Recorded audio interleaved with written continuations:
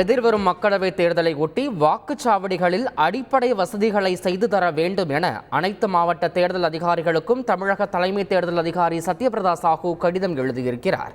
மேலும் இது தொடர்பான கூடுதல் விவரங்களை எமது செய்தியாளர் பாஸ்கர் வழங்கிட கேட்கலாம். பாஸ்கர், வணக்கம்.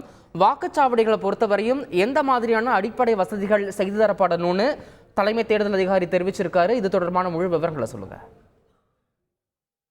தேதி வாக்குப்பதிவு நடைபெற உள்ள நிலையில 68,000 வாக்குச்சாவடிகள் அமைக்கப்பட உள்ளது. இந்த வாக்குச்சாவடிகள்ல அடிப்படை வசதிகள் செய்து தர வேண்டும் என்பதுதான் தலைமை தேர்தல் அதிகாரி அனைத்து மாவட்ட தேர்தல் அதிகாரிகளுக்கும் உத்தரவாக பிறப்பித்திருக்கிறார்.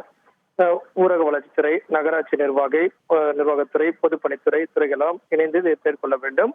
அந்த வகையில அடிப்படை வசதிகள் என்பது வாக்குச்சாவடிகள்ல உதவி மையம், குடிநீர் கழிவுறை வசதிகள், சாய்வு தளம், மின்சார இணைப்பு, மாவட்ட தேர்தல் அதிகாரிகள் நடந்து கொள்ளக்கூடிய நடவடிக்கைகள், உட்கட்டமைப்பு வசதிகள் வசதிகள் ஏற்படுத்த வேண்டும்.